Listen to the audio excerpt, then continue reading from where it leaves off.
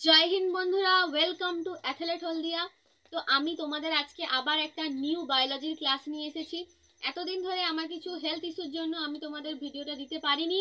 এবার থেকে আবার কন্টিনিউ তোমাদের আমি ভিডিও দেওয়ার চেষ্টা করব। তো দেখো, বেশি দেরি না করে এই ক্লাসটা চলো শুরু করা যাক। তো আজকে আমি তোমাদের বায়োলজির একটা পার্ট পড়াবো, সেটা হলো কলা। তোমাদেরকে আমি এর আগের ক্লাসগুলোতে সেল পড়িয়েছি, এখন কলা পড়াবো। তোমাদেরকে আমি আগে থেকে বলেই দিয়েছিলাম যে এক একটি কোষ নিয়ে তৈরি হয় কলা, বা অনেকগুলি কোষের সমষ্টি হলো কলা বা টিস্যু। কলা বা টিস্যু আমাদের বডিতে এক একটা সেলকে জুড়ে জুড়ে জুড়ে জুড়ে তৈরি হয় কলা। এই কলা আবার দু ধরনের হয়, একটা হলো উদ্ভিদ কলা আর একটা হলো প্রাণী কলা। তো আমি আজ তোমাদের উদ্ভিদ কলার পোরশনটা কমপ্লিট করব, এবং যতটা এই সমস্ত এই ধরনের পরীক্ষার জন্য দরকার আমি ততটাই তোমাদেরকে বলবো, খুবই শর্টে তোমরা আশা করি বুঝতে পারবে। তো চলো এবার ক্লাসটা শুরু করা যাক। তো প্ল্যান্ট টিস্যুকে আবার ক ভাগে ভাগ করা যায়? দুই ভাগে ভাগ করা যায়। কি কি? ভাজক কলা ও স্থায়ী কলা। ভাজক কলা কি? ভাজক কলা কোথায় থাকে দেখো, ভাজক কলা সাধারণত মূল, কাণ্ড, পাতার অগ্রভাগে থাকে। মূল, কাণ্ড, পাতার অগ্রভাগে কিন্তু ভাজক কলা থাকে, যেখানে স্থায়ী কলা কোথায় থাকে? মূল, কাণ্ড, পাতা প্রায় সব অঙ্গেই থাকে। এরা কিন্তু সব উদ্ভিদের সমস্ত অঙ্গেই থাকে, কিন্তু ভাজক কলা শুধুমাত্র মূল, কাণ্ড, পাতার অগ্রভাগে থাকে। এবার ভাজক কলা কি না, এটি একটি পাতলা কোষ প্রাচীর বিশিষ্ট একটি কলা, এবং এটা কি বিভাজনে সক্ষম। এটাই মেন ইম্পর্টেন্ট এখানে, যে ভাজক কলা বিভাজনে সক্ষম। কিন্তু স্থায়ী কলার ক্ষেত্রে কি দেখা যায় না, স্থায়ী কলা কিন্তু বিভাজনে অক্ষম। এ কিন্তু এই সেল বা এই কলাটা কিন্তু বিভাজন হতে পারে না। এবার দেখো, ভাজক কলা কি করে না, মাইটোসিস পদ্ধতিতে, মানে এটা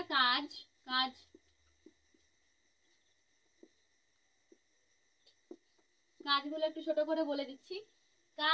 ভাজক কলার কাজ কি না, মাইটোসিস পদ্ধতিতে বিভাজিত হয়। এটা মাইটোসিস পদ্ধতিতে বিভাজিত হয়, এবং কি করে না, বিভাজিত হয়ে কোষের সংখ্যাকে বাড়িয়ে দেয় এবং উদ্ভিদ অঙ্গের বৃদ্ধি ঘটায়।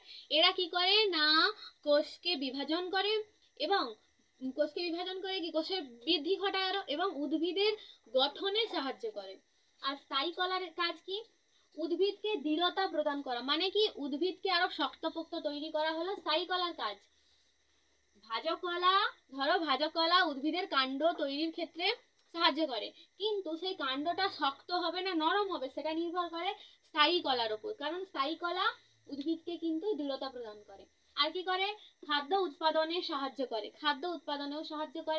খাদ্য জল সংবহনে ও সঞ্চয়েও সাহায্য করে। আর কি করে না, বিভিন্ন বস্তুর ক্ষরণেও সাহায্য করে।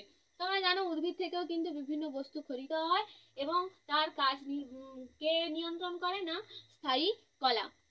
তো এবার দেখো, ভাজক কলা, স্থায়ী কলারও কিন্তু আরো অনেক ভাগ আছে। তো যেগুলো যেগুলো দরকার আমি সেগুলোই বলছি, কারণ অনেক ভাগ আছে, ভাজক কলার অনেক ভাগ আছে, বিভিন্ন উপাদান অনুসারে অনেক ভাগ রয়েছে, কিন্তু যেগুলো মোস্ট ইম্পর্টেন্ট, যেগুলো দরকার আমি সেগুলো তোমাদের বলে দিচ্ছি। তো ভাজক কলাকে আবার উপাদান অনুসারে দুভাগে ভাগ করা। কি কি? একটা হচ্ছে উৎপত্তি অনুসারে আর একটা অবস্থান অনুসারে। উৎপত্তি অনুসারে ভাজক কলাকে আবার দুভাগে ভাগ করা হচ্ছে, একটা হচ্ছে প্রাথমিক ভাজক কলা আর গৌণ ভাজক কলা।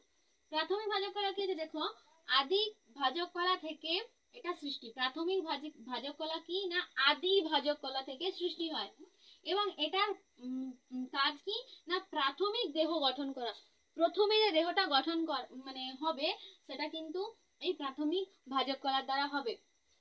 এইবার প্রাথমিক ভাজক কলা তো আদি ভাজক কলা থেকে তৈরি হয়েছে, কিন্তু গৌণ ভাজক কলা কিন্তু আদি ভাজক কলা থেকে তৈরি হয়নি। গৌণ ভাজক কলা তৈরি হয়েছে কিন্তু প্রাথমিক ভাজক কলা থেকে।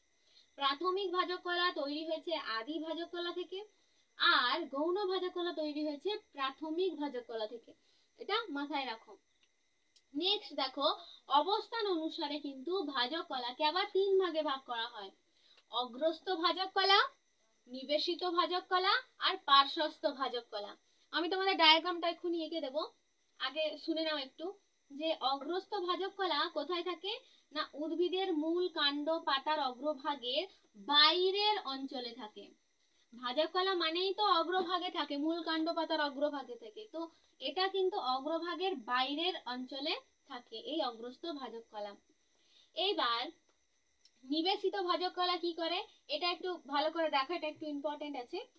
যে নিবেশিত ভাজক কলা কি হয় না উদ্ভিদ কোষের যখন বৃদ্ধি হয়, বৃদ্ধি মানে কি যখন কোষ বিভাজন হয়, বিভাজন হওয়ার পর কোষের বৃদ্ধি ঘটলো, এইবার তখন ওই উদ্ভিদ কোষের বৃদ্ধির সময় কি হবে না অগ্রস্থ ভাজক কলা পৃথক হয়ে যাবে।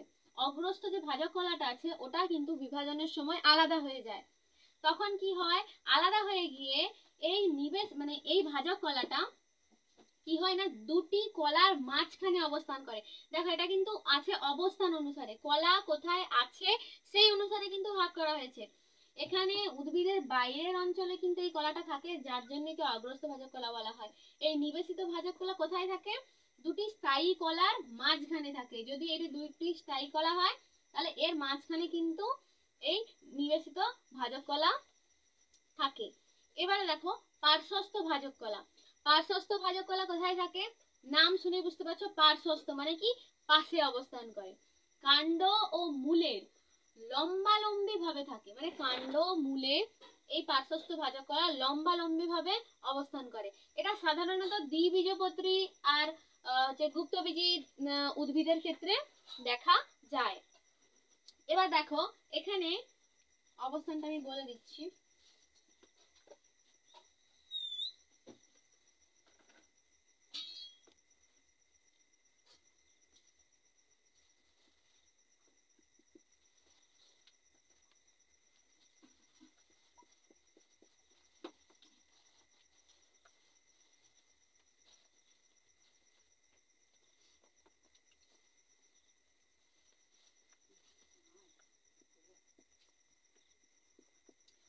তাহলে বলো তোমরা এটা নিজেরাই বলতে পারবে। দেখো এখানে কিন্তু অগ্রে অবস্থান করে আছে, তার মানে এটাকে আমরা বলতে পারি কি অগ্রস্থ ভাজক কলা। এটা কোথায় আছে, এই দেখো নিবেশিত ভাজক কলা কিন্তু দুটি স্থায়ী কলার মাঝখানে অবস্থান করছে, তাই জন্য এটাকে বলা হয় নিবেশিত ভাজক কলা।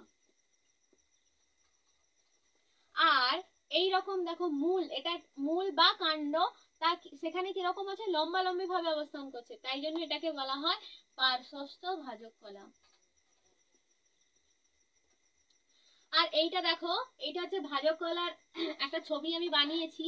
এখানে কিন্তু আমি প্রথমেই বলেছিলাম যে এখানে কিন্তু উদ্ভিদের যে কোষ প্রাচীরটা আছে সেটা খুবই পাতলা হয়। আর এটা তো জানোই তোমরা, সাইটোপ্লাজম আছে, নিউক্লিয়াস আছে, এগুলো তো সব কোষেরই গঠন, এগুলো তোমাদের আমি আগে বলে দিয়েছি। তো এটা হলো ভাজক কলার টাইপস। তো এবার আমি তোমাদের দেখাচ্ছি স্থায়ী কলার টাইপস। তো নেক্সট স্থায়ী কলার ডিভিশন আমরা দেখবো। তো স্থায়ী কলাকে দুভাগে ভাগ করা হচ্ছে, সরল স্থায়ী কলা ও জটিল স্থায়ী কলা। আচ্ছা আগে বলে দিই যে স্থায়ী কলা কিন্তু স্থায়ী কলা মানে কি তার যেই তার আকৃতিটা থাকবে, যে গঠনটা থাকবে সেটা কিন্তু স্থায়ী স্থির, এটা কিন্তু বিভাজনও হবে না, তাই জন্য প্রথম থেকে যেরকম গঠন হয়ে এসেছে সেরকমই কিন্তু এর গঠন থাকবে। এবার দেখো সরল স্থায়ী কলাকে কিন্তু আবার 3 ভাগে ভাগ করা হয়, parenchyma, collenchyma, sclerenchyma. Parenchyma, collenchyma এবং স্ক্লেরেনকাইমা। দেখো প্যারেনকাইমাটাকে কিছুটা এই রকম দেখতে হয়। এরা কোথায় থাকে, এরা সাধারণত ফুল ফলের মধ্যেই থাকে, এছাড়াও মূল পাতা এগুলোতে তো আছেই, কারণ এগুলো স্থায়ী কলা হচ্ছে দেহের সমস্ত অঙ্গেই, উদ্ভিদ দেহের সমস্ত অঙ্গেই কিন্তু থাকে, বিশেষত ফুল ফলে এরা থাকে। তো কোলেনকাইমাকে দেখতে কিছুটা এরকম, এবং এরা কোথায় থাকে? এরা হচ্ছে উদ্ভিদের যে কাণ্ড আছে, উদ্ভিদের কাণ্ড আছে তার ত্বকের নিচে থাকে। আর কোথায় থাকে? পাতা আছে, পাতার মধ্য শিরায় অবস্থান করে। এই মধ্য শিরায় কিন্তু এই কোলেন কাইমারা অবস্থান করে। কিন্তু এখানে একটা মেন ব্যতিক্রম রয়েছে কি না, এই কোলেন কাইমা কিন্তু কোনো মূলে থাকে না, কোনো উদ্ভিদের মূলে কোলেন কাইমা থাকে না। এটা কিন্তু একটু ইম্পর্টেন্ট, তোমরা দেখো যে কোলেন কাইমা কোথায় থাকে না, মূলে কোন ধরনের কলা দেখতে পাওয়া যায় না, তো এটা তোমরা লিখবে যে কোলেন কাইমা। এবার নেক্সট হচ্ছে স্ক্লেরেন কাইমা। স্ক্লেরেন কাইমাটা কিছুটা একটু একটু জটিল ধরনের দেখতে লাগে। এই স্ক্লেরেন কাইমা সাধারণত বিভিন্ন ধরনের ফলে দেখতে পাওয়া যায়। তোমরা আপেল আর নাশপাতি খাওয়ার সময় দেখবে যে মুখে কিছুটা বালির মতন মানে কচকচ করে আওয়াজ হয়, এরকম তোমরা দেখতে পাবে, মুখের মধ্যে ওরকম হয়।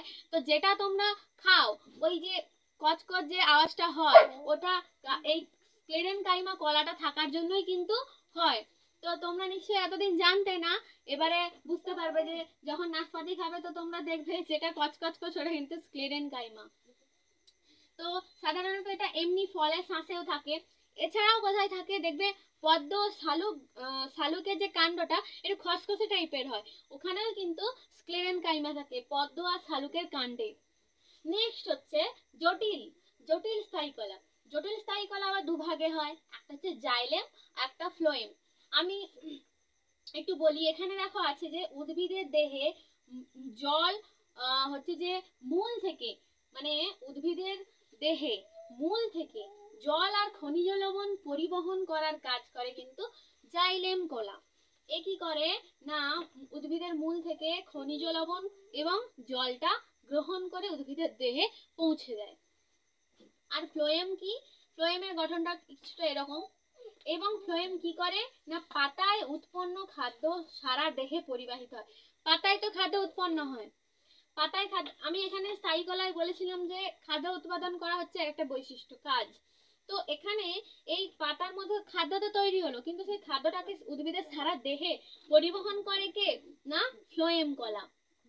কে পরিবহন করে না, ফ্লোয়েম কলা। তো তোমরা দেখো জাইলেম আর ফ্লোয়েম কলা কিন্তু জটিল কলার মধ্যে পড়ে। তো স্থায়ী কলার এইগুলোই হলো পুরোটা। কিন্তু কলার বিভাজন আরো অনেকই আছে, কিন্তু যতটা তোমাদের দরকার আমি কিন্তু ততটাই বুঝিয়েছি।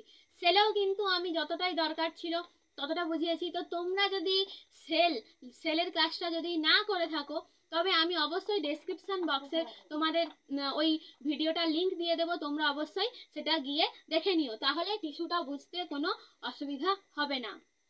তো আর একটা তোমাদের খবর আমি দিয়ে রাখি, তো এই দুদিনের মধ্যে তোমরা আমার ক্লাস করনি, তো দুদিনের মধ্যে আমি ম্যাথ ক্লাস শুরু করার খুবই চেষ্টা করব এবং তোমাদের আমি ম্যাথ ক্লাসটা করাবো। তো তোমরা দেখো আজকে কিন্তু এই প্ল্যান্ট টিস্যুটা আমরা কভার করলাম, আমরা নেক্সট ভিডিওতে কিন্তু অ্যানিমেল টিস্যুটাও করাবো। তো তোমরা ঠিক দুদিন পরেই কিন্তু ম্যাথের একটা ক্লাস পাবে। তো আজকের ভিডিওটা এই পর্যন্তই, পরের ভিডিওর জন্য তোমরা অপেক্ষা করো।